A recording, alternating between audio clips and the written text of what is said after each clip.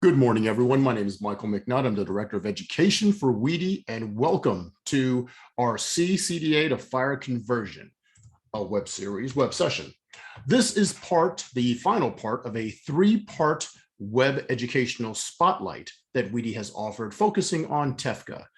The first one, August 26th, featured Nikki Tripathi from ONC and Marian Yeager from the Sequoia Project. August 31st featured an ONC Fast update along with a stakeholder panel. And finally, C-CDA to FHIR conversion with Rick Geimer. All three of those educational sessions will be available on our website, wedi.org, following this session.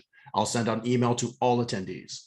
Questions for the speaker today, excuse me, use the chat feature on your Zoom. And once again, as I said, an email will be sent to all attendees with links to the slides and recordings. Quick reminder to please sign up for our national conference taking place October 18th through the 21st virtually. Use the code TEFCA, all caps, TEFCA, for 15% off individual and group registration rates. It's a fantastic 4 days of educational content featuring best practices and emerging trends in health IT. And without further ado, it's my pleasure to introduce Rick Geimer, an old friend of WEDI, Chief Innovation Officer with Lantana Consulting. Rick, take it away. All right, thank you very much. So let me see if I can grab the screen here and switch into presenter mode. Hang on one second. All right, there we go. Hopefully folks are seeing my screen now. Let's begin with the usual disclaimer from WEDI about conference presentations and such. So I'm Rick Geimer. I'm the Chief Innovation Officer at Lantana Consulting Group. We're a healthcare IT services company, primarily consulting around software standards development, implementation, terminology, data governance, and strategic planning. I'm also one of the co-chairs of the FHIR Infrastructure Working Group at HL7. I'm a former co-chair of the Structured Documents Working Group. Currently a member of the CDA Management Group, though my term is expiring this month, so I'll be moving on from there. I'm a CDA certified specialist. I'm also proficient with FHIR, especially meaning we've taken the FHIR proficiency exam. We don't have the certification yet for the FHIR specification. I'm also the lead on the C-CDA on FHIR project. And as I said previously, my day job is the Chief Innovation Officer at Lantana. So what we're going to do today is I'm going to briefly give an overview of clinical documents, CDA, clinical document architecture, and C-CDA, consolidated CDA. Then we'll talk a bit about FHIR documents and how they work. Then we'll go in depth in C-CDA on FHIR and the US core specification. And then we'll talk about converting data from CDA to FHIR and a little bit on current work and what's going on. And if there's time permitting, I'll do some live walkthroughs and demos of both the C-CDA on FHIR and US core specs and demonstrations of converting FHIR to CDA and using FHIR REST APIs for documents, for clinical documents. So clinical document architecture is the old granddaddy of clinical document specifications from an HL7 perspective, at least. It's been around in its current form, CDA Release 2, since 2005. It's an ANSI standard and an ISO standard. And it's also considered a base standard on which many other standards are built. So things like consolidated CDA, for instance, is a US implementation guide that shows how to use the base clinical document architecture specification for a lot of primary care and transfer of care scenarios. There are certainly other ones out there folks might be familiar with, like QRDA, which is for sending quality reports to CMS, or HAI, which is for healthcare associated infection reports that go to the National Healthcare Safety Network at the CDC. So basically what this comes down to is CDA is a standard that describes what a clinical document is. Things like it's a persistent part of the clinical record, not a ephemeral message that gets sent from one point to another. That it has things like context, human readability, and such. So all this is defined in the base CDA standard. Then, as I mentioned, CDA is the base standard is very generic and it's international in scope. So, being so, it's also very generic and can't be readily used out of the box. What you need to do is you need to create an implementation guide that says how you use it for a specific use case. The most popular one, the one that we'll be talking about primarily here, is consolidated CDA, also known as C-CDA. This basically took what were a bunch of uh, singular, not really fully compatible implementation guides that had been published in the early years of CDA and harmonized them and combined them into one implementation guide that became sort of the go-to implementation guide for how to use CDA in clinical documents in the US. It's been around, the document type that most people are probably familiar with is the continuity of care document, or C-CD. But there are many others in consolidated CA, things like history and physicals, procedure notes, consult notes, et cetera, that can all be used to enhance patient care. But basically a lot of these documents that are being shared over HIEs and such are continuity of care documents, which in many cases are just large dumps of EHR data meant for exchange from system to system. So if we got consolidated CDA out there, it's being used, it's being, documents are being shared over HIEs, what can really be improved? Well, Graham Grieve, the primary creator of FHIR and the FHIR product manager, or HL7, has a lot of sayings. One of his that I like a lot is that you can't hide complexity. You can hide complexity or you can make it worse, but you can't make it go away. We're talking about healthcare here. Healthcare is very complex. So there's a lot of complexity, a lot of things around terminology and such that will never be simple to implement. But if you're not careful, it's very easy to make things more complicated than needed.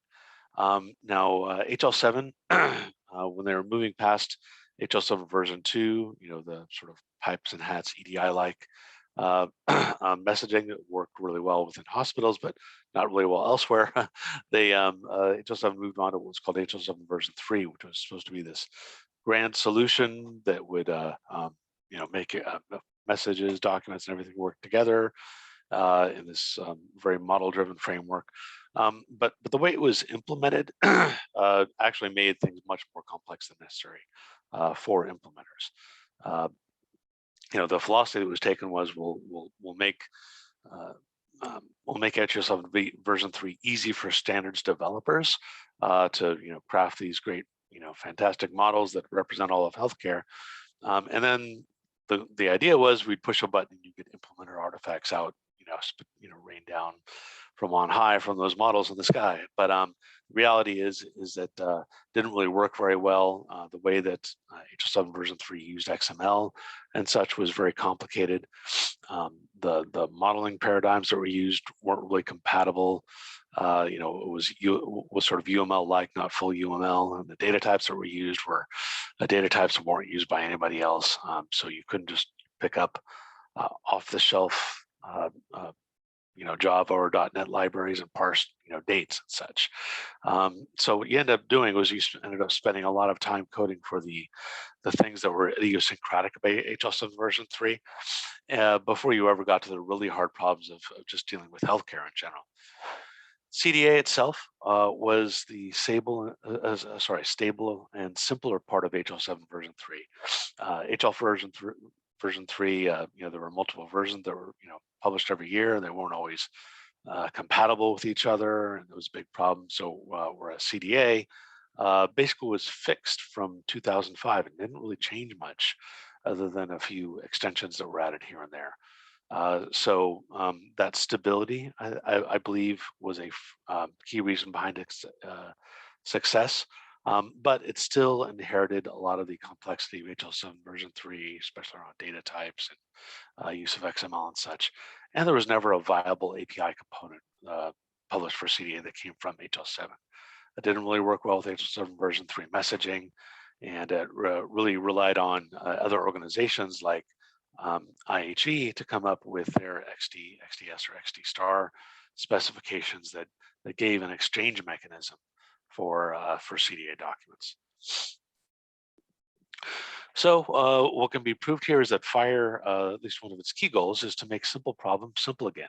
FHIR uses XML, JSON, standard syntaxes, and uses them in ways that other industries use them, in the way that programming languages are set up to use them. Uses the data types that everybody else uses. So the idea is you should be able to get working with FHIR data very quickly, very easily, without having to do a lot of custom coding. And therefore, you will hit the hard problems in healthcare IT much quicker. You won't spend all your budget dealing with idiosyncrasies. You'll get to spend your money on the areas that actually add value. One other thing that I think is good about FHIR is that they have the ability to query for exactly the data that you need, or if you really need everything about a patient, there's a bulk data specification with FHIR where you can say, get me everything you know about this patient. And you can get that in a very efficient mechanism. This is in contrast to what was done with CDA documents, which were never really intended to be these large EHR data dumps that they became. Rather, they were meant to be used for human readable documents, things like a operative note that describes everything that went on during a surgical procedure. And a lot of that is narrative in nature. But those, that wasn't how CDA got used. It got used as sort of an EHR data dump. So one of my hopes for the future is there's less need for that we won't see these huge 60+ page summary documents, putting air quotes around summary there. And rather, people will use FHIR queries to query for exactly the data that they need.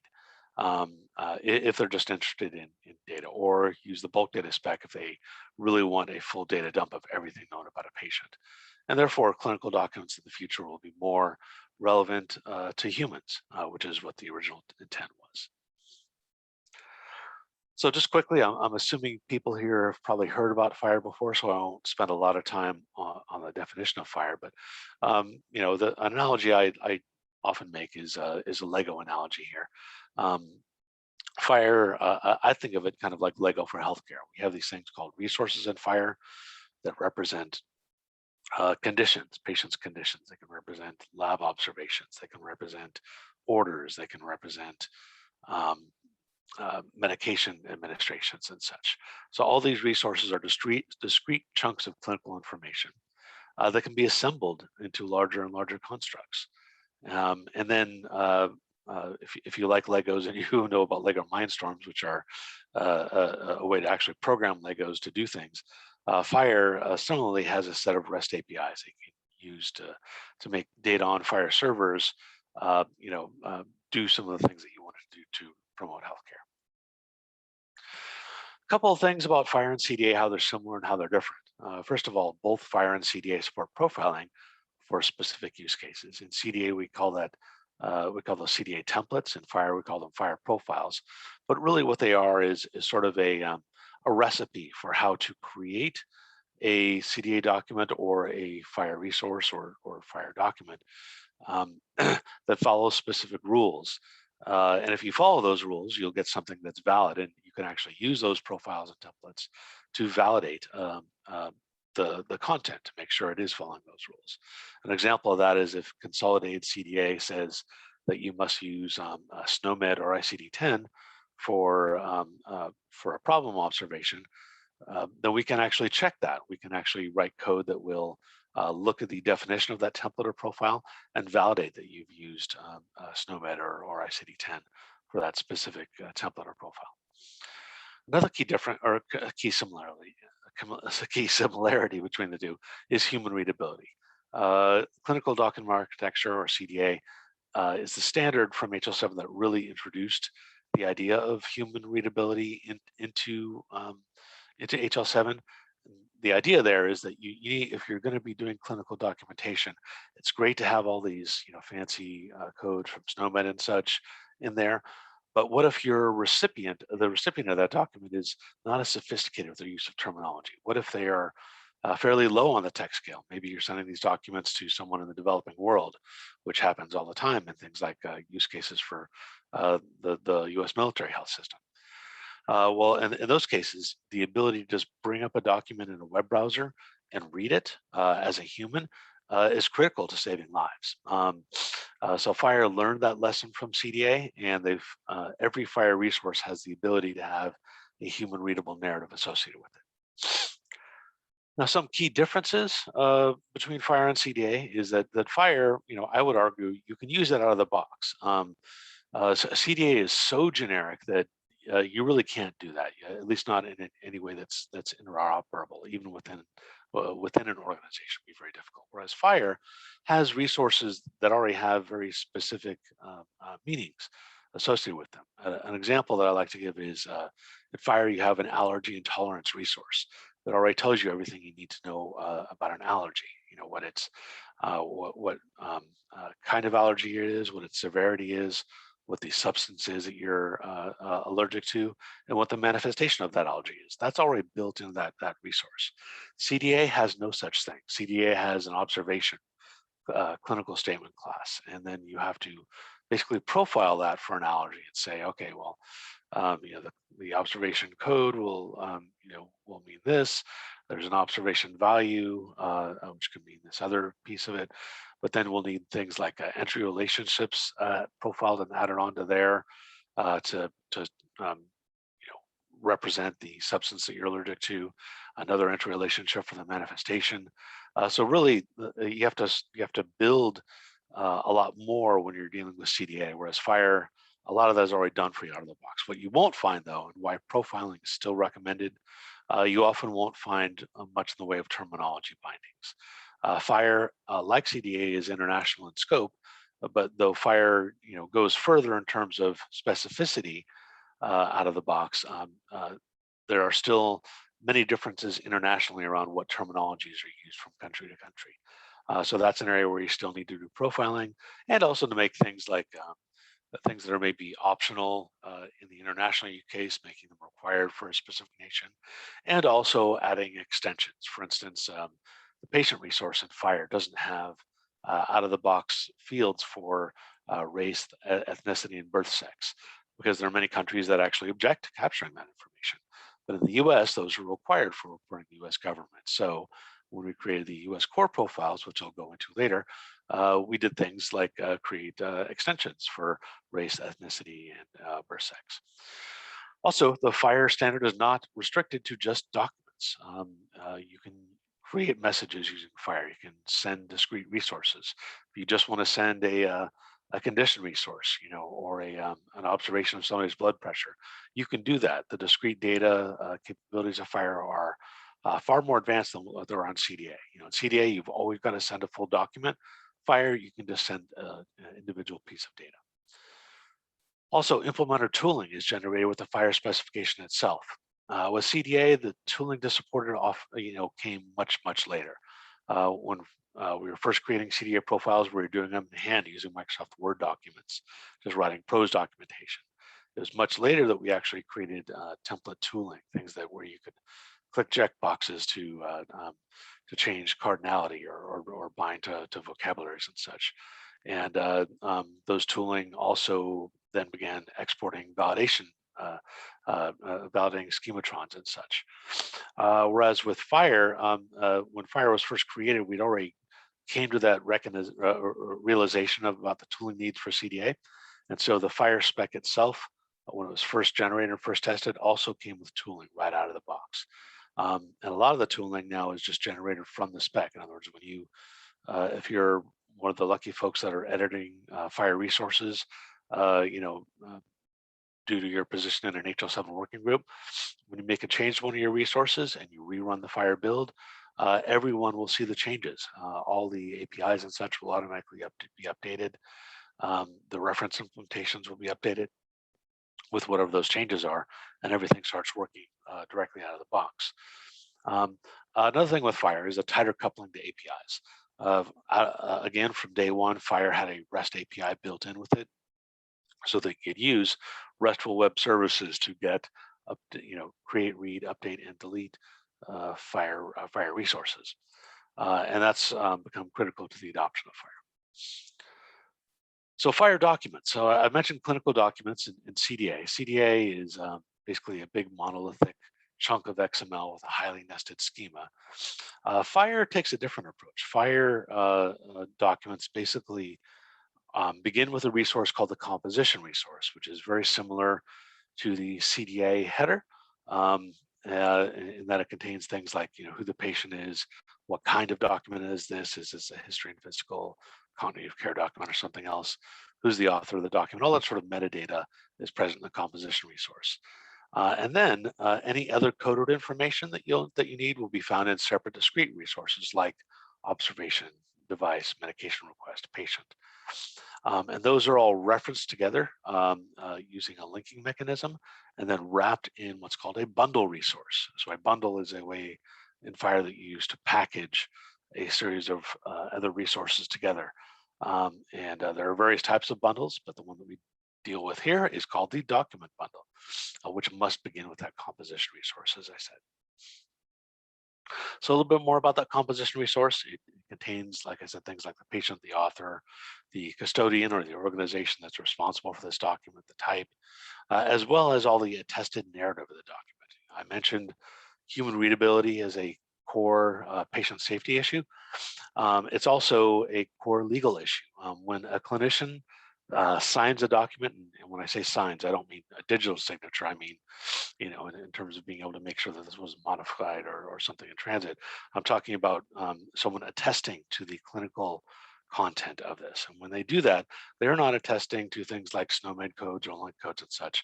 They're attesting to the narrative that they saw on their screen when they were signing off on this document. And so that human readable narrative must be present in the document, not only, again, so that somebody who maybe isn't very sophisticated as a recipient can bring it up and read it, but also so when a lawyer comes back and asks for this clinical document for a malpractice suit, they can see what the clinician actually signed off on. And again, clinicians aren't signing off on SNOMED codes, they're signing off on narrative content. So this composition resource is sufficient for things like medical records management. It's got enough to look up documents by type, by date, things like that. Supports document management, enables clinical document exchange across and within institutions, and is sufficient for human readable documents, as I mentioned. So in addition to that header metadata that's used for document search and retrieval, the composition resource contains sections which contain human readable markup. In the FHIR composition resource, this markup is XHTML. In the CDA standard, it's not quite XHTML. It kind of looks like it, but it's a different markup.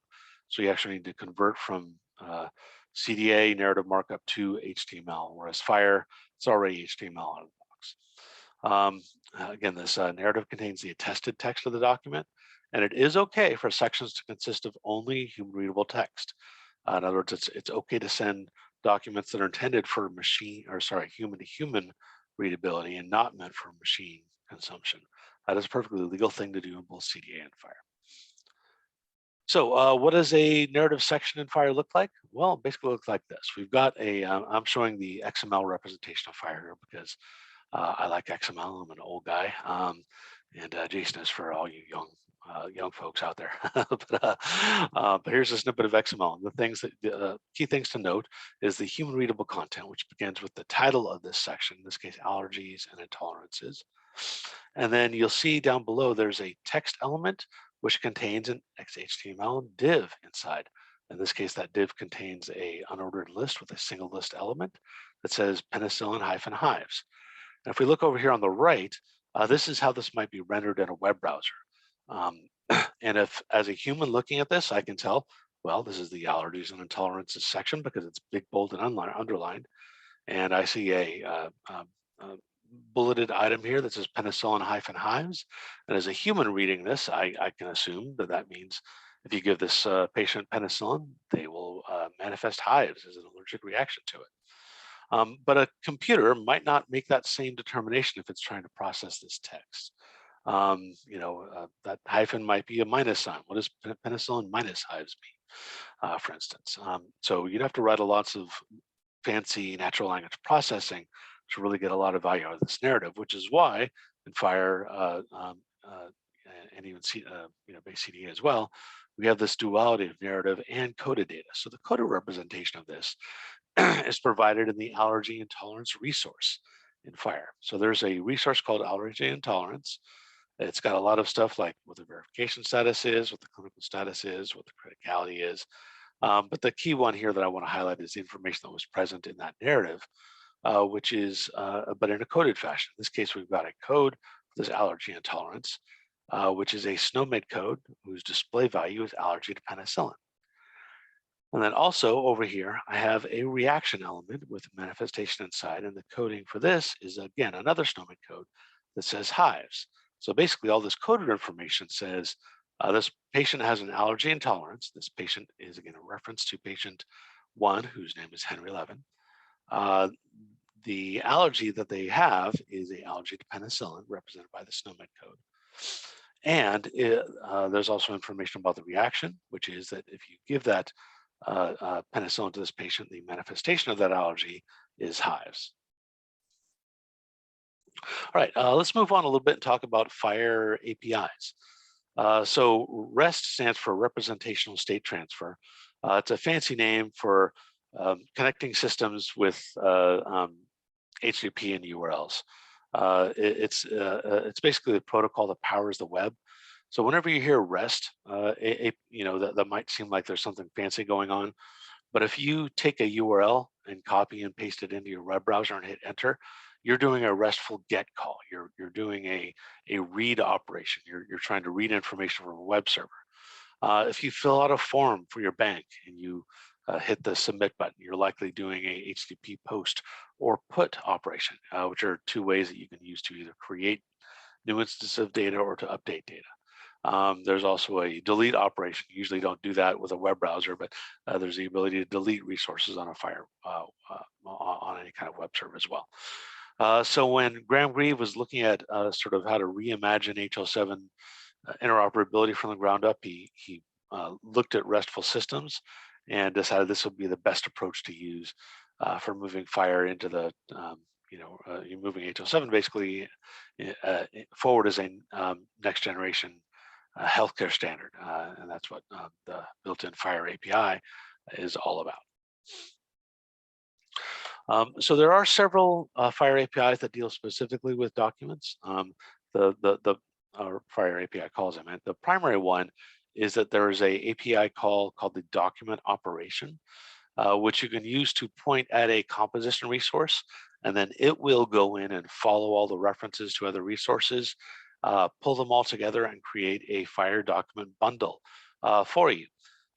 This can store this at the bundle endpoint if you set a certain parameter called persist to true, or it can just return that bundle to you. There's also the ability to move documents around. You can send FHIR documents to the bundle or binary endpoints of a FHIR server, depending on your use case.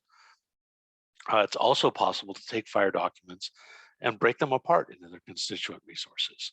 I found this to be extremely powerful. For instance, if you've got documents that are CDA documents, like a continuity of care document, but you really want to operate on the data like FHIR, what you can do is you can do the CDA to FHIR conversion, which I'll demonstrate towards the end of this, and then take that what was a CDA document, now a FHIR document, and convert it to a FHIR transaction bundle and post it to a FHIR server, and it will actually break it apart into its individual resources. So instead of a big monolithic chunk of XML, you now have discrete patient, condition, practitioner, encounter, and other resources that you can use and query directly, or you can use them to create new bundles, new documents out of if you wish, or do analysis, run things like quality measurement against the data that was previously in CDA and now is in FHIR. And you can use the things like the FHIR evaluate measure operation on the data that was in a CDA, which normally you couldn't use for that. Let's talk a little bit about FHIR implementation guides and profiles before I get into the C-CDA on FHIR specification. But FHIR implementation guides are a collection of profiles, value sets, examples, resource instances, and human readable documentation. There's even an implementation guide resource in FHIR that ties all that together. I do want to note that publishing FHIR implementation guides is a rather new, somewhat tricky process. But fortunately, there's a lot of people who are very good at it, who are able to keep up with that tricky process and make documents and implementation guides move along. Just warn you, if you do get into creating your own FHIR implementation guides, maybe if you try to get involved in the Da Vinci project, for instance, you probably have a steep learning curve when it comes to creating implementation guides. So a key one that we're going to talk about here, since we're talking about CDA to FHIR conversion, is the C-CDA on FHIR specification. So this is a US Rome FHIR implementation guide. It picked up where some initial work with the Argonaut project left off. So may not be common knowledge, but the Argonaut project was created, basically as a consortium with the EHR vendors, some hospitals and other folks got together and tried to figure out how to create how to leverage FHIR, profile it in such a way that it could be used for an EHR API for getting it common, the data from the common clinical data set, as it was called, or now we can actually call that US CDI. But another key piece of that was doing mappings from C-CDA to FHIR. A lot of that work didn't get a lot of attention, but it did go into the development of this C-CDA and FHIR specification. And the goal of this spec was to create an implementable FHIR profiles for the C-CDA use case. C-CDA and FHIR also is tightly coupled with the US Core framework. So US Core is a set of FHIR profiles for the US CDI or US Core data for interoperability data classes. And we'll walk through both C-CDA and FHIR and US Core right now. So we'll show you what these specs look like. So here's the C-CDA and FHIR specification. Actually, I'm gonna take a step back and show you how to get to these specs first. So if you go to hl7.org/FHIR, this is the FHIR landing page at HL7. This is where the spec is developed, and you can find all your key FHIR resources and documentation right here. But down towards the bottom, there's this other thing that says external links and implementation guides. So we're going to click on published by HL7 affiliates and FHIR Foundation. And what this does, it brings you to the FHIR implementation guide registry. And here we've got links to the US Core spec and C-CDA on FHIR, as well as a whole host of other implementation guides. So if you're ever looking for a specific implementation guide for FHIR, this is where you want to go. Reminder, you just go to hl7.org/FHIR and go down to the bottom where it says implementation guides, and then you get this registry. And then you can, like I said, you can filter these. If I want to search for C-CDA, I can find all those that mention it, in which case is the C-CDA on FHIR spec, as well as another dental data exchange document that inherits from it. So I'm just going to go ahead and open up this guy right now. And this is the C-CDA on FHIR homepage. Note this is the STU release 1.1, okay, which means it is a point release from C-CDA on FHIR 1.0. The 1.0 release was based on FHIR STU3. The 1.1 release is based on FHIR R4. And that's primarily the key change, is moving from an older version of FHIR to the latest version of FHIR. And there was some cleanup and bug fixing that occurred along the way as well. But if we go down here and kind of scroll down, this gives a description of the C-CDA on FHIR use case. It describes our use of US Core and our application of the 80-20 rule. Basically what we did in C-CDA on FHIR is, instead of creating our own coded resource profiles for everything that was present in consolidated CDA, rather we said, we're going to let the folks who are working on the US Core specification do that, and we're just going to point to their work. And so what this means, if we actually click on the artifacts here and we look at some of the information present, we have profiles here that are largely just built around the composition resource. So the C-CDA spec had a US ROM header, which defined all the key information for a header, like things like having a document type code required that needs to be a LOINC code. We bound the subject to a US Core patient or a group. We bound encounter to US Core encounter profile. So again, what we're doing here is every place where there where the base FHIR specification for the composition resource maybe had, let me go back and I'll show this. This is, sorry, it's going back. There's a base clinical document profile in HL7 as well. But basically, if we go to the composition resource, we'll see that things like subject is a reference to any. So this means a document in base FHIR can be about any subject. You can have it about an orderable catalog of parts, for instance. Things like encounter are just bound to a base internationally scoped encounter resource. So what we've done here in C-CDA on FHIR is we said, okay, well, we're making this focus on clinical documents, and it's in a U.S. It's for a U.S. use case. So we're going to bind the the various things in here like subject to a US core patient. We're going to bind encounter to US core encounter, and then we're also going to add a lot of extensions for the US use case. Things like having the ability to have a data enterer, also known as a transcriptionist. You can have an informant, someone who's maybe was a witness to some information that ended up in this document, and so on. So there's a bunch of extensions that were left out of the core composition resource because it was felt they didn't have an international use case. But since they are needed for US, and especially if you're converting from CDA to FHIR, we added these extensions present. Now, something else here is we can go down to specific document types. I'll go ahead and bring up the continuity of care document and bring this up for a second. Sorry, it's being a little bit slow there. Okay, so the continuity of care document is it's a representation of the C-CDA continuity of care document document type, and it uses the same link code as C-CDA does. This 34133-9 link code. So when you're converting from CDA to FHIR, the type codes are the same. We have a event, which basically says this is for provision of care, again, using the same code that was used in CDA.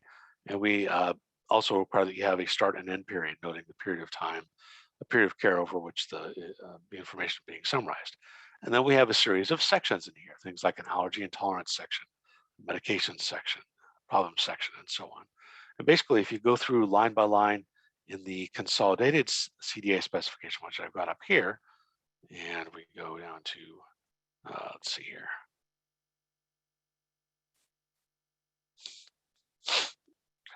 We can look at the section level templates. We'll see that, whoops, that didn't work quite the way I wanted. Actually, let's go to C-CD.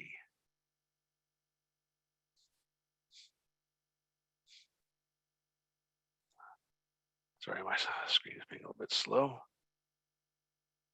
Continuity, there we go, continuity of care document. So if we click on this and we go down here, we'll see that there's sections like medications, plan of treatment, medical equipment, et cetera, which are all the same sections that are present in C-CDA on FHIR. In fact, we can scroll down here and look at this and see the various definitions of the templates that are in here. And for most things that are present in here, like the sections and whatnot, they are pretty much identical to what you'll see in C-CDA on FHIR. Lastly, like I said, we reference US core, and when you click on one of these references here, this will bring up the US core spec. So for instance, this one here, this is the US core allergy and tolerance profile, which goes in and tells everything the US core requires about allergies. A little bit more about US core here. If we go back to the homepage here, there's a lot of profiles in here. They're all listed on this homepage. They're also on the artifact index. But these are all the core ones that are present in US CDI, with the notable exception of encounter. Encounter is not yet in US CDI, the current released version, but it is in the next version. But US core added it early because there was just a big need to exchange encounter information, and it was generally recognized as an oversight in US CDI. So basically what we do, again, for any coded data in a section, we look to US core. If there's a US core profile, we use it. If there's not a US core profile in C-CDA on FHIR, or that we can use for C-CDA on FHIR, what we've done for the most part is we leave those sections as narrative only for now. And again, the rationale behind that is we're trying to focus on the 80-20 rule.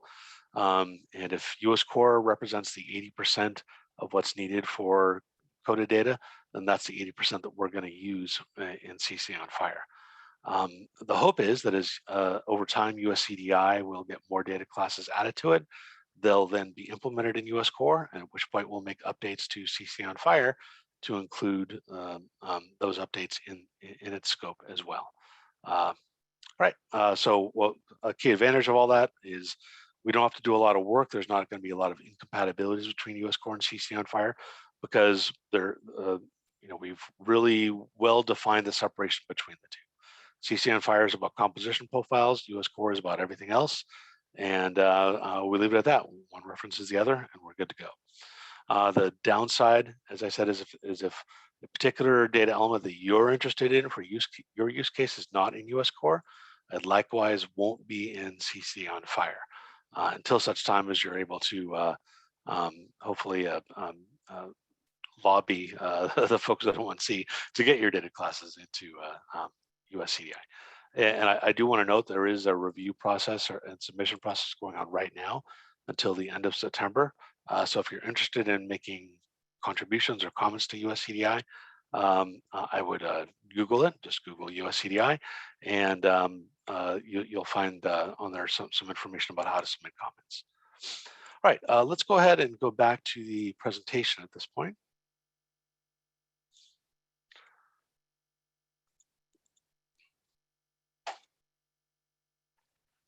Okay, so let's talk a little bit about converting between CCDA and FHIR. First of all, why would you want to do this? Well, there's a couple main reasons why. For one, it's probably the quickest way to get to a critical mass of FHIR documents.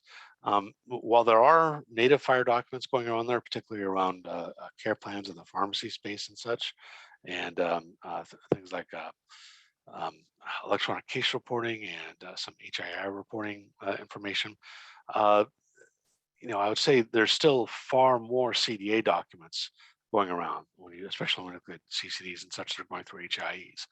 So what if you want to take that information and leverage it as FHIR? You've got some new developers that are not interested in learning CDA because you're seeing less and less of those each year, but FHIR seems to be taking off. Why not train your developers to work against FHIR, build all your analytics and stuff around FHIR, and then just convert from CDA FHIR to FHIR to get you a mass of a critical mass of FHIR documents, not just FHIR documents, but FHIR resources.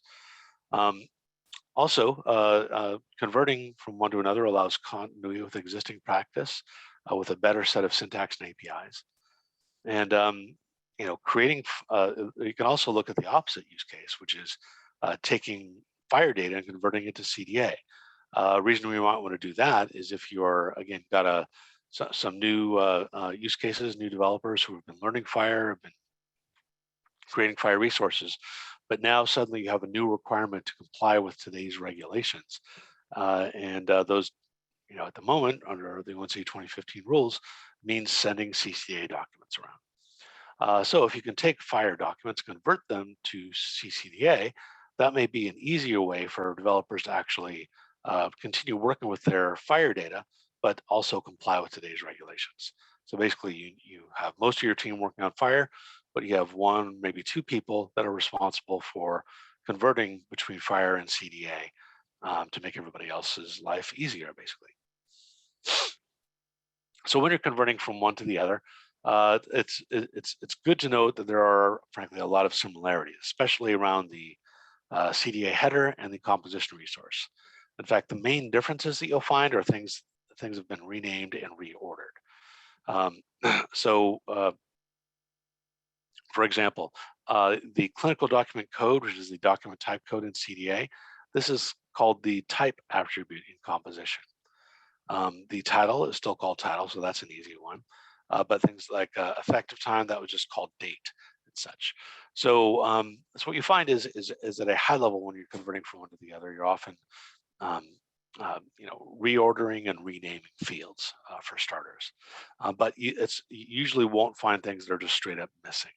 Except, as I mentioned, there are some cases where there are things in CDA like data enterer where you store the transcriptionist that weren't in the core FHIR resource. So for those things, you can do map to extensions that we created in CCDA on FHIR. So in general, the mapping looks fairly straightforward, and for the most part it is. But the actual mapping of data from the CDA to header is spread across multiple resources. So there's some information like the clinical document.id, which is a version specific ID that needs to go in the bundle resource. The composition resource has many of the key things that I said, like the clinical document type code, the date, etc. But then information about the patient is actually mapped to the patient resource, which is then referenced from composition. Same with the authors, mapped to practitioner, etc. There is, again, some data that doesn't map to core FHIR, so you may need extensions. And if we're going back the other way, there's sometimes some data that doesn't exist in CDA. So for instance, the FHIR composition resource has a status property for storing things like draft documents. CDA doesn't deal with draft documents. It assumes everything is final. So you need to make some decisions there. Do you just convert them to CDA and deal with it? do you have a business rule that says we're only going to convert to CDA when a composition status is final or completed, for instance? So those are some things you need to deal with when you're converting from one to another that aren't necessarily straightforward. For mapping sections, that human readable narrative, that one is fairly straightforward. Not much to do here except for minor renaming. Both CDA and FHIR allow for recursive sections. In other words, you can have a section that has a subsection. Fortunately, those are fairly rare in CDA and FHIR documents, so you don't need to deal with it too much. But when you do, the capability is present in both, so there's a way to do it.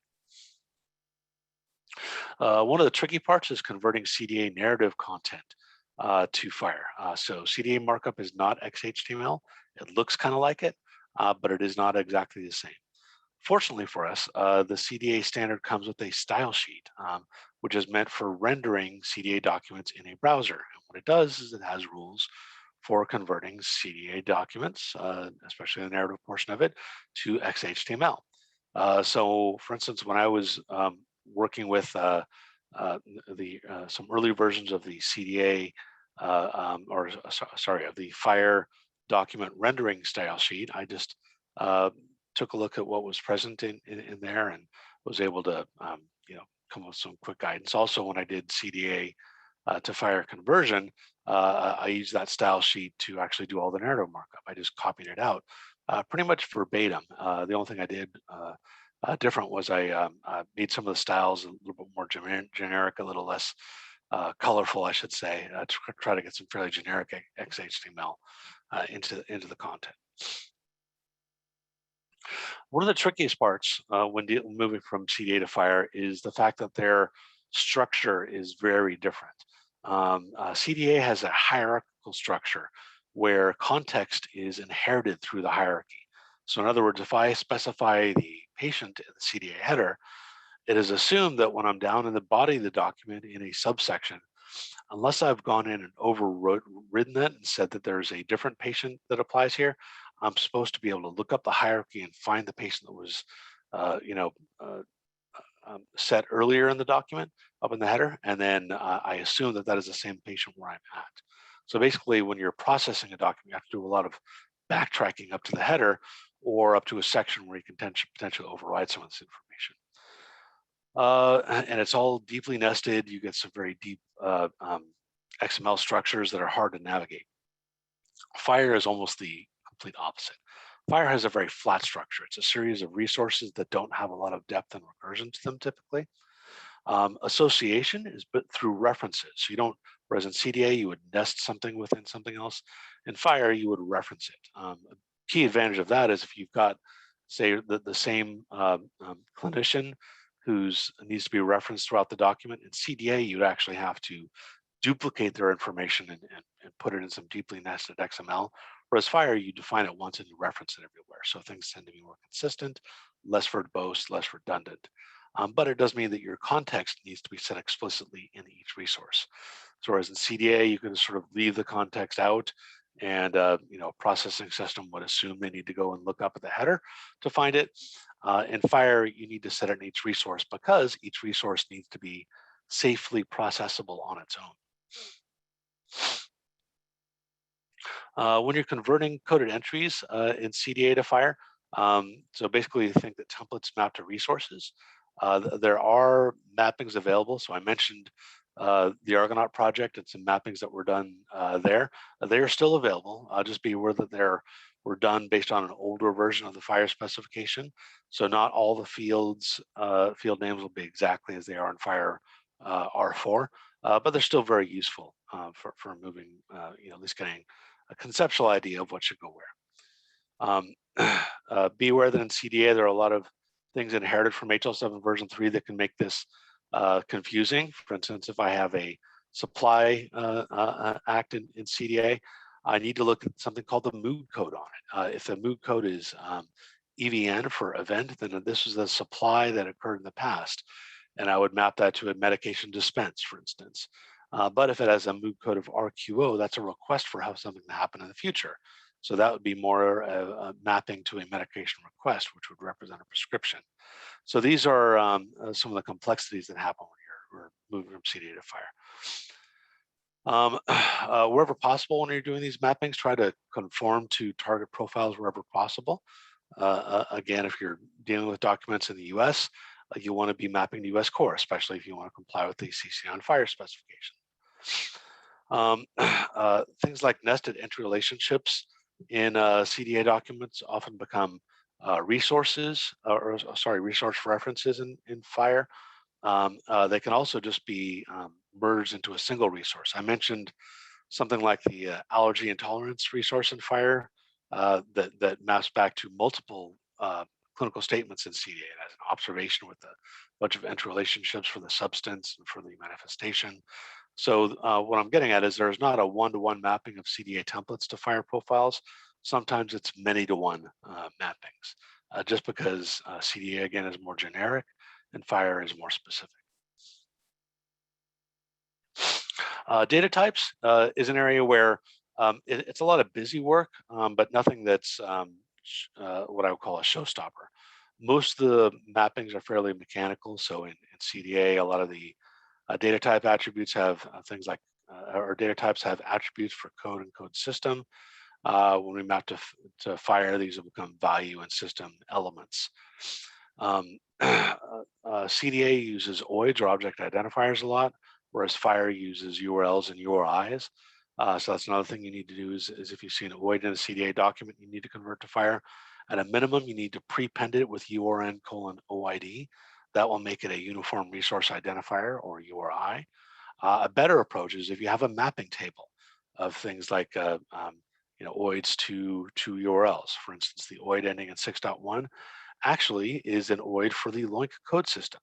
And in FHIR, we preferred you to use URLs to OIDs just because they're more human readable and easier to debug. So what you should do really if you see that OID ending in 6.1 is map it to http://loinc.org. So there is also a CDA logical model available, which shows a lot of information about how to represent CDA in FHIR as a sort of, again, almost as a monolithic resource. And then there are structure map resources available in FHIR as well to do some of the conversion around. There are also lots of open source or proprietary tools for converting from FHIR to CDA that handle a lot of this data type information. Okay, now the elephant in the room when you're talking about data conversion or just health IT in general is always going to be terminology. Okay, I pretty much guarantee that if you're dealing with coded data, terminology will likely consume the largest part of your budget for any project. So I just bring this up, not that I have a solution for you, but to make you aware of it. When you're planning on doing a CDA to FHIR conversion, if you haven't planned on hiring a terminologist, you are planning for a very troublesome time with your conversion. So have a terminologist on staff, or at a minimum have some terminology tools that are available to you. I highly recommend do not make software developers pick codes for you. They will pick codes that are not clinically appropriate, that just look good from a software development perspective, and you will end up with bad data and likely some things like malpractice suits going forward. So budget appropriately, make sure you account for the fact that terminology is going to be a huge part of your expense, And again, since you're hopefully dealing with FHIR data, you'll get to that realization sooner rather than later. It's really depressing when you spend 80% of your budget dealing with CDA and idiosyncrasies, and then you find the other 80%, you only have 20% of your dollars left for. So we talked a bit about high-level CDA to FHIR mapping here, and basically what I said was a lot of happy path information. How do you do it when everything works right? That doesn't always quite happen. What you often find out is what you expect is you get these nice clean CDA documents come in, and you can just work on them like an assembly line. But unfortunately, what you find, as nearly anyone dealing with CDA documents finds, is a lot of them are not valid out of the box. You'll take the documents, you'll run it through a validator, and you'll get maybe 1,000 hours in each CDA document that you receive. 1,000 errors, sorry, not hours. And that can be very disheartening until you realize that, first of all, CDA documents got a lot better. So if you're dealing with older legacy content, you'll find more errors than if you're dealing with modern stuff. If you're getting stuff out of EHRs today, a lot of them will do validation, and so you can expect it to be certainly cleaner than it was a few years ago. So the real situation is more like a recycling center than a dump. There is going to be almost always with the CDA documents some garbage that you're not interested in dealing with. Also, some things that are just errors. But what I mentioned, validating a CDA document and getting over 1,000 errors. What you find is it's often the same one error 1,000 times. So when you recognize that, what you can do is you can take measures to mitigate those errors. Some examples are some CDA documents have older template IDs. Maybe it has template IDs for C-32 or something like that. They've got things like white spaces where they're not allowed. Maybe they've had a white space after their LOINC code, before the end quote in an attribute. Often you'll have lazy developers who just forgot to hit the space bar when they were typing out code. So they use things like display name in all lowercase instead of camel case. So a lot of stuff like that is present, and many of them are correctable. So in other words, if you find that they've always put white space after their LOINC code, in their document type code, you can write a special filter to remove that, and then process it once you've recovered from those errors. Other ones are more difficult. Again, if an organization is designed to just invent their own codes instead of using things like SNOMED and LOINC codes and such, there's going to be a big expense doing terminology mapping to meet the requirements of certification. So what I find is a real-world CDA to FHIR conversion looks something like this. First thing you want to do is you want to pre-process, and often your pre-processing code will be source specific. So I know that system A always adds a space after the LOINC code, so I'm going to write a special processor for them to fix that. I know source B, which is a different EHR, they always have older template IDs. I don't have the dates associated with them, so I'm going to pre-process those and make sure I get the right template IDs. Then the next thing that I do is I will validate those documents. If they come through clean, at that point I can move on to the transforms. If they are not coming through clean, it usually means that there's some more pre-processing that I need to do. So I'll need to go back and look at the errors that are remaining in that document, adjust my pre-processing filters to fix them or mitigate them as much as possible. At this point, this is where I go and I'll map CDA structure to FHIR structure. So I usually do that in a programming language called XSLT because I deal with XML a lot. There are plenty of others around as well for doing transforms. You can write custom code in Java or JavaScript. There's something called FHIR mapping language or FML that you can use that will work on both XML and JSON for doing FHIR mappings. So those are all possibilities. Next thing you want to do is you want to do any terminology mapping. So any real world transform will have to do some because there are some cases where FHIR mandates certain coding systems to be used, where a CDA had different terminology. So there are cases where you need to map some terms and such. That may be, again, a very expensive part of your budget if you haven't used things like standard codings for problems, allergies, meds, and such.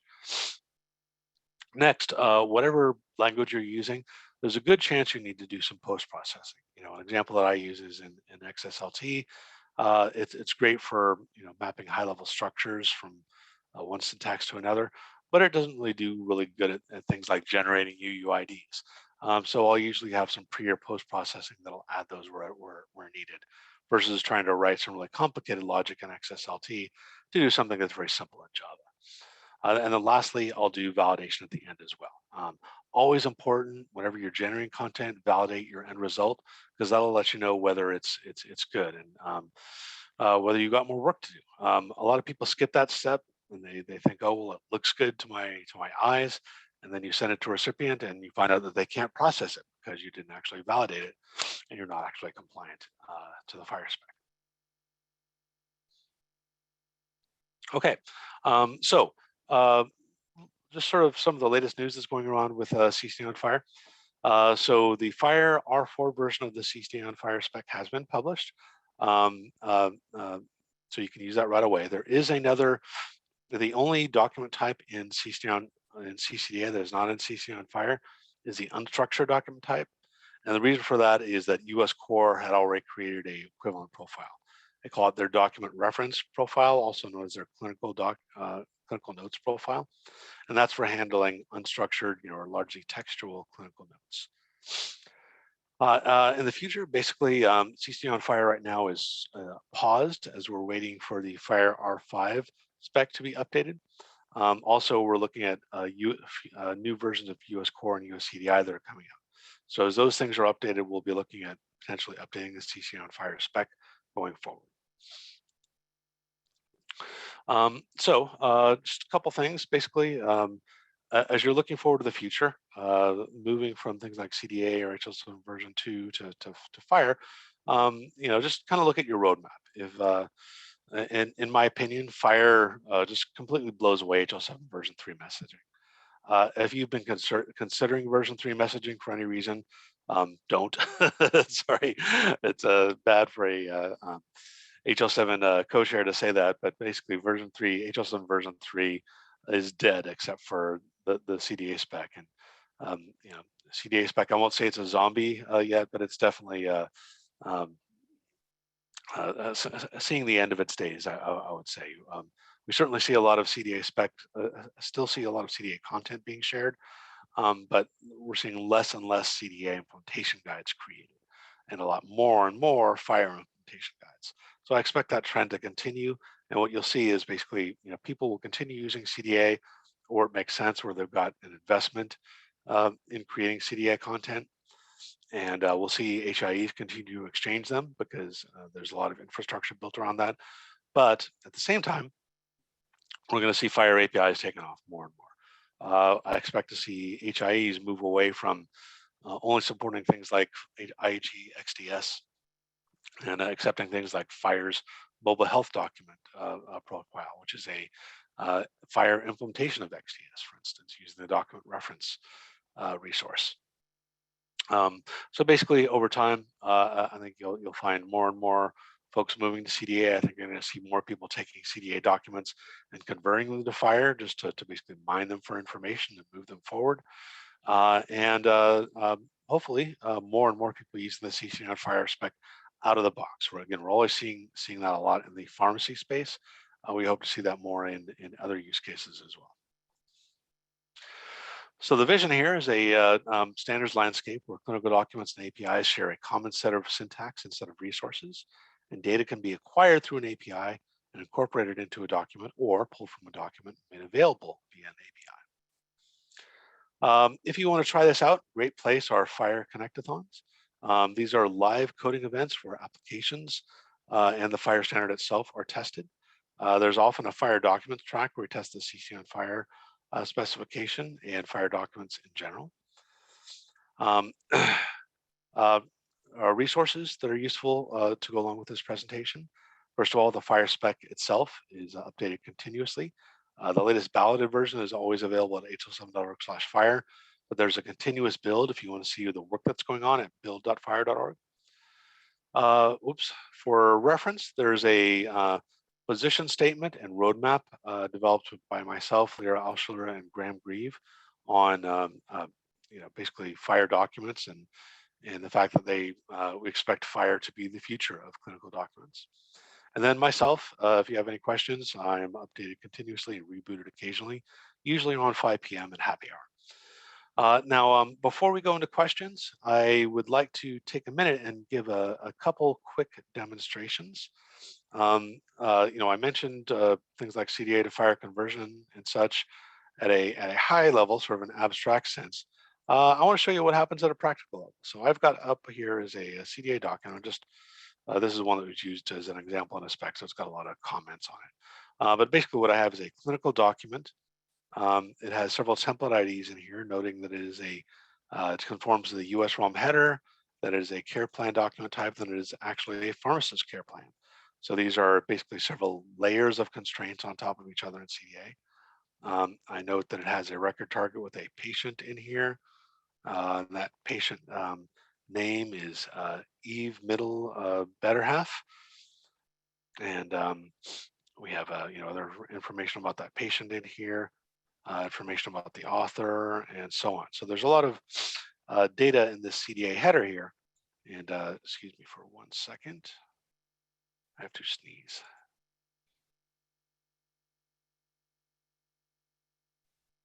Okay, sorry about that. Hopefully muted and you did not have to hear that sneeze. So what I'm going to do right now is I'm going to run an XSLT transform on this, and I'm going to convert this CDA document in CDA XML into a FHIR document. At least that was my intent. What happened here?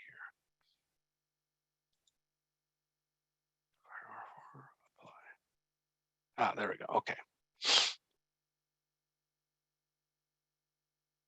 Oh, give me some kind of error, I guess.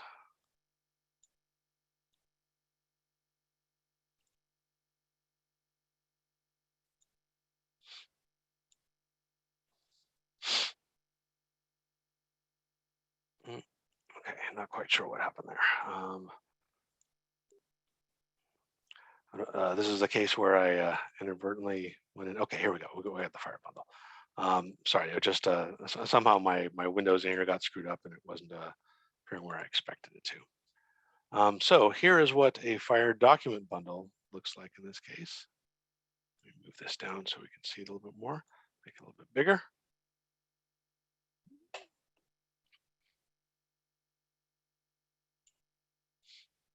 Oh, okay, I think I know what happened there.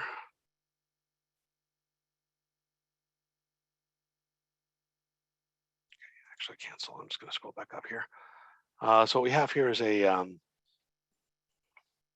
FHIR bundle. And I don't know why this isn't. Let me scroll. There we go. Okay. So we end up with is a FHIR bundle here, and I went ahead and ran code that converted this into a transaction resource, so I can demonstrate a few other things. First of all, there's a composition resource that came out. It has all the human readable narrative, as I mentioned, that gets converted into XHTML. It's got a type code, which is a pharmacology plan of care node. We have, remember in the CDA document, we had that patient that was just nested in there. In this one, we actually have a reference to a patient resource. So I'm going to follow that reference. And boom, here we have a patient resource. If you remember, the name in this case was Eve Better Half. We have all that same information present here. Again, this is as a discrete patient resource. So I can, in CDA, the patient is deeply nested within the document and basically has no meaning or meaningful context outside. In FHIR, as a FHIR patient resource, this can actually be operated on discretely. So I can, for instance, just look at that patient resource and pull it out on its own. And I'm going to demonstrate that right now using FHIR APIs. So what I'm going to do is I'm going to take this bundle, which I've converted into a FHIR transaction bundle, and I'm going to go to happy.phir.org, which is a publicly available FHIR server used for testing. Now, this is a test patient. It's strictly test data, no PHI involved in here. I'm going to go ahead and take this bundle, and I'm going to do a post to happy.phir.org/base-r4. And I'm going to note that the content type is FHIR XML. I know when I send this, What this should do, this should tell the FHIR server to parse something. Never fails if I do some validation. Okay, that's right. Let me do this. Let me validate this document. I think what may have happened here. There we go. Targeting instruction. I had two. Oh, there we go. Okay. I had two processing instructions. So let me just go ahead and validate this, make sure it's all good.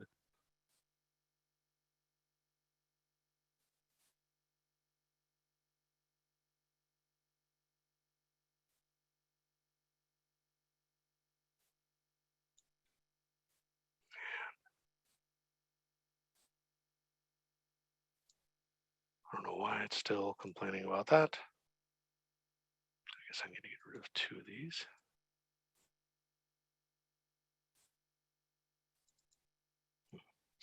Okay, well, we'll see what's going on here. Let me just do one last thing. I'm just going to pull this bundle, send this one more time. There you go. That's looking better. So I just had to remove that processing instruction at the top. I had a little copy and paste error. So now what this is doing is this is telling this FHIR server to go in and find every resource in this document and break it apart and store them each separately. So what I can do now is, instead of getting this document as a whole, I can, for instance, go in and grab just the patient resource. So if I'm gonna do a get on this patient here, actually, I'm just gonna grab all this information first.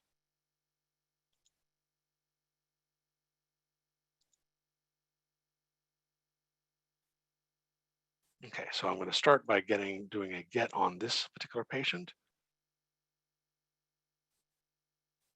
And so go there. And voila. So what I've demonstrated here basically is taking information from a CDA document, a CDA care plan. For instance, all this patient information here. I've converted it to FHIR and then posted it to a FHIR server such that it breaks it up into its constituent resources, which I now get independently of each other. So I don't have to get the whole document. I can just get the patient, for instance. Or if I want to look at this document and say, here's, for instance, some of the resources here like encounter. If I want to see the encounter information for this, again, I don't have to pull out the whole document. I can now go ahead and look at discrete resources. Send. So this will get me that encounter resource that was present. And I can also do things like queries. For instance, if I go back to patient, I can say !name equals Eve. What this will do is this will query this FHIR server and get me all patients with the name of Eve in them. And this might take a few minutes because it's a publicly available server and it's a bit slow. There might be quite a few Eves in here. But then when I get back as a search set, yes, I can see I've got 281 patients here with the name Eve. Okay, so maybe I should do better half. And hopefully I'll get less patients there. Yes, I got 11 of better halves, such as the one that we posted just a little while ago. So you can see all that information. You can actually see that it's now searchable, retrievable via FHIR APIs. Okay, and I think that's about it. I will go ahead and pause here and see if there are any questions. Rick, thank you so much, as always, fountain of information. We do have some questions. Feel free to enter additional questions in the chat as we continue. I'm just going to go right down chronologically. First question, does that mean C-CDA has a less tightly coupled built-in API feature, or that it's not part of C-CDA and it's left to the implementers to determine? Correct. So C-CDA, the CDA-based, HL7 version 3 based specification, does not have an API built in at all. Rather, you have to rely on either implementers or other folks, other organizations like IHE. So IHE created a specification called Cross Enterprise Document Exchange, and a lot of child specifications based on that, like XDR and such. And those are SOAP-based APIs for exchanging CDA documents and querying document repositories. If you're talking about C-CDA on FHIR, it has the FHIR API built into it. It's built on top of FHIR. FHIR has a built-in RESTful API. So for C-CDA on FHIR, yes, you absolutely have an API built in that has all sorts of features that you need for creating documents, for retrieving documents, for searching on them, etc. One interesting fact is the document reference resource in FHIR, of which there is a US core document reference profile, can be used to store C-CDA documents, the CDA HL7 version 3 XML ones. So in other words, it's content agnostic. It need not be FHIR documents. So there's one other API that you can use. Excellent, thank you. Next question, is there a one-to-one mapping between US core and C-CDA, or do you have to massage the data for the relevant areas with resources to make it fit into US core? I won't say it's a one-to-one mapping. It's probably a 1 to 0.8 mapping, because again, FHIR and US core even tried to accomplish, follows the 80-20 rule a lot. So what we did when we were looking at US core is we tried to pull out the parts of C-CDA that were used the most often and most consistently. So that's why you'll see things like problems, allergies, and meds in there. But in terms of things like social history, you'll only see smoking status, because that's the only one that was consistently required in C-CDA and the only one that was really widely implemented.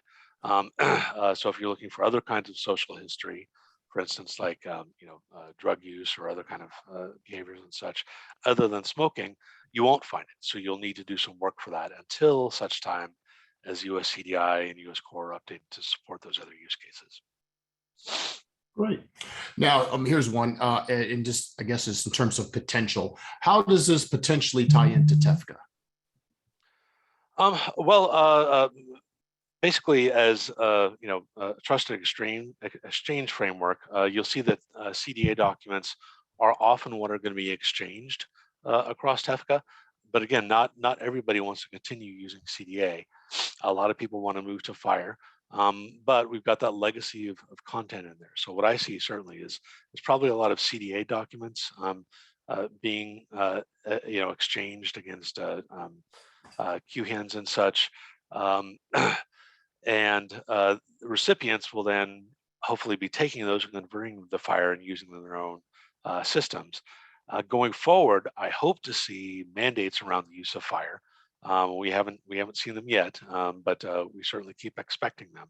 And so I expect to see C-CDA on FHIR documents being shared, as well as other types of FHIR bundles, collection bundles and such, that contain a bunch of related resources that need to be exchanged as a whole. So really, it's all about the payload. Perfect. Are there any open source reference implementations of the XSLT that are you demoing that wraps it in a service? Not that wraps it in a service, but I will go to let's see, github.com/Lantana Group, and what you'll find here, if we go for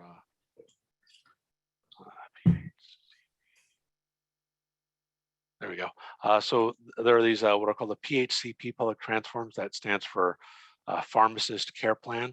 So this was some work that was done under a ONC high impact pilot grant, probably about 5-6 years ago.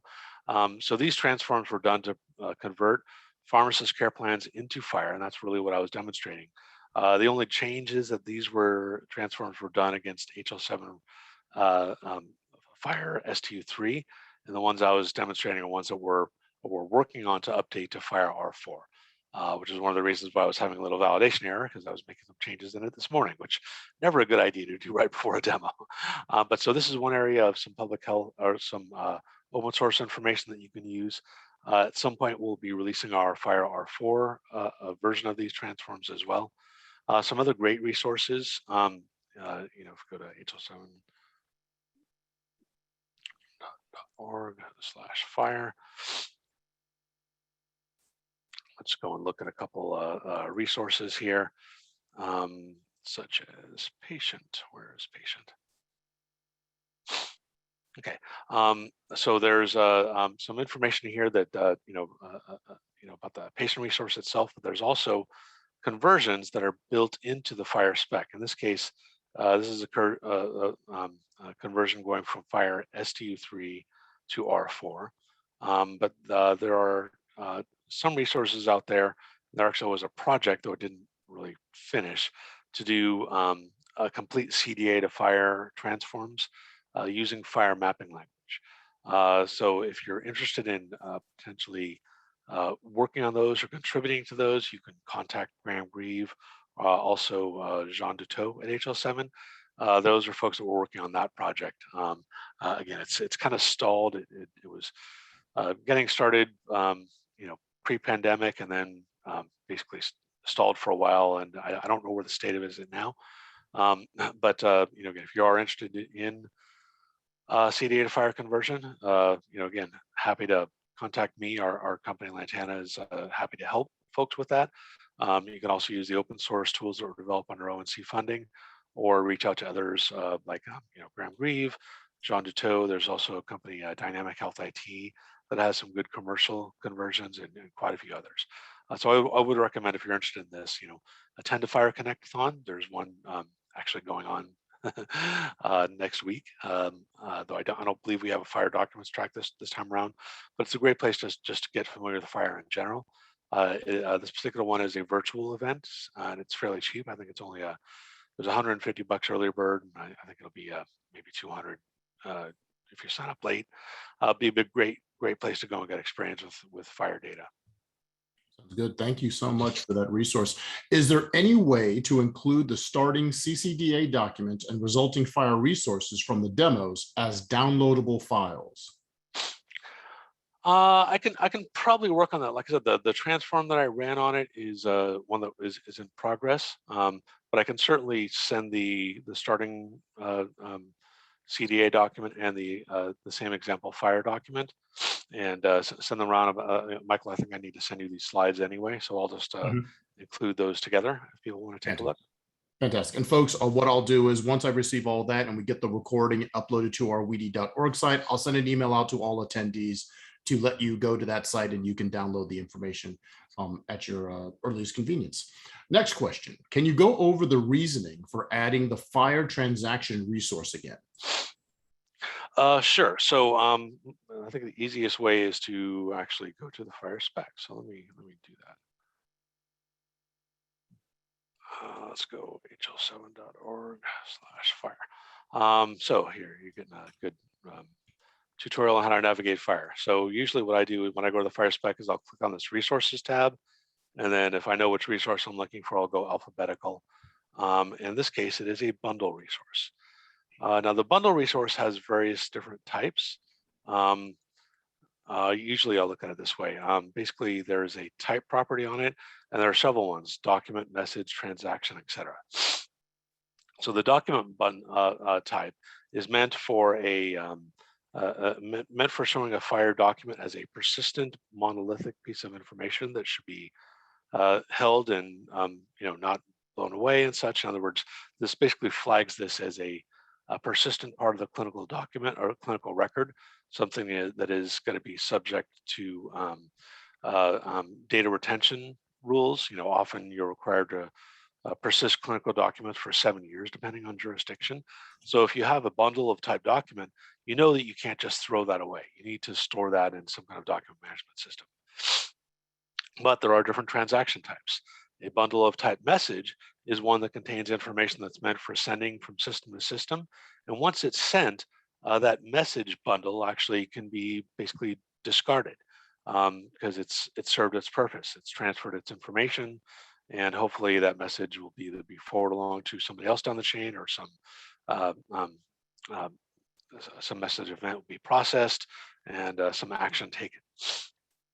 Transaction is a different type of bundle. This is one that is meant to be basically a collection of resources that are meant to be sent to a FHIR server and processed in an all or nothing fashion. In other words, if I send a transaction bundle with 20 resources to a FHIR server, and one of those resources failed, as you kind of saw when I had my little typo in it, the entire transaction will fail. You'll get no content in the server. In other words, it will do a complete rollback.